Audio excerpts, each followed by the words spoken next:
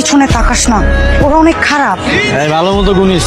ছেলেটা কিন্তু অনেক হ্যান্ডসাম আছে বল, একদম তামিল সিনেমার নায়কের মতো। আরে কিসের নায়ক? দেখলি না এত বড় মেয়েটাকে কিভাবে কানে ধরে উঠবোস করাচ্ছে?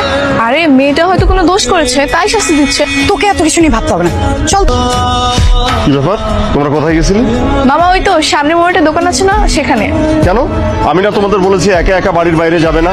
কোনো কিছু দরকার হলে আমাকে বলবে। কেন তোমরা একা একা বাইরে গেছো বলো তো?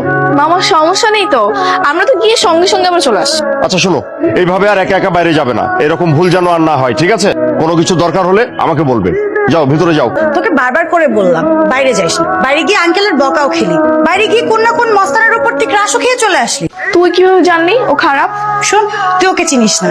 এখান থেকে 2 রোড পরে আমার ফুফুর বাসা, ওকে খুব ভালো করে চিনি আমি। 2 দিন পর পর গুন্ডামি করে জেলে যায়, জেলে গিয়ে কিছুদিন জেলে কাটিয়ে আবার চলে আসে। শোন, আমার নায়কের নামে এভাবে উল্টাপাল্টা কথা বলবি না। ও আচ্ছা, নায়ক। ওকে নায়ক ভেবে ভুল করবি সাগরিকা, ও একটা ভিলেন।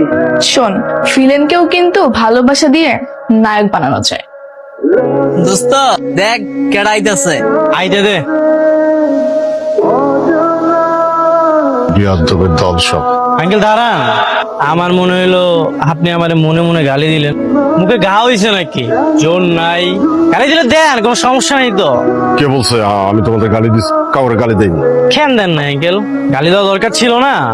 আমরা আপনার লগে বেয়াদবি করলাম, গায়ে চা মারলাম, আপনি আমাকে শাসন করবেন না?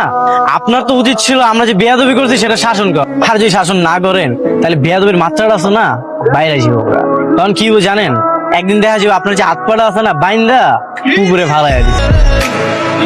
কিরে মিজান এলো না কেন রে? ওর গার্লফ্রেন্ডের লগে দেখা করতে গেছে, এর লিগে আয় নাই। ওরে কতবার করে মানা করছি, আমরা কি মাইয়াকে পিছনে ঘুরবো? মাইয়ারা আমগো পিছনে ঘুরবো, আমগো পায়ের কাছে তোর বেটটা এটা কোনো কাম করছো হয়? মামা দেখ সুন্দরী মাইয়া আইতাছে, তাও আবার একা একা। এই মাইয়া কি রে? তোকে না কইছি মহলার যত মাইয়া আছে তোকে ভাবি হয়। ভাবিরে ডাকবো নাকি? সেইটা আবার তোকে কুয়া দিতে হবো নাকি? ডাক। ও ভাবি, এই ভরদুপুরের রোদের মধ্যে কই যান? রোদ তো কালো হয়ে যাবেন গা, পরে তো ভাই আবার মন খারাপ করবো। আহেন বাইরের লোক একটু কথা কয়ে যান। দেখারিস মায়ের এদিকে আইতেছে। আইতে দে। রোদে পুড়ে যাচ্ছি সেটা বুঝতে পারতেছো তো, ছাতা নিয়ে আসবা না? ভাবি ডাকছো কিন্তু ভাবি কোনো সেবা যত্নই করছো না। আমরা কারো সেবা যত্ন করি না, সবাই আমগোর সেবা যত্ন করে। এটা তো ভুল কথা দেবর মশাই, আমি তো তোমাদের ভাবি, সবার মতো না, সবচেয়ে স্পেশাল। কিন্তু যার জন্য ভাবি ডেকেছো সে তো চুপচাপ বসে আছে, তার সঙ্গে পরিচয় করিয়ে দিবা না?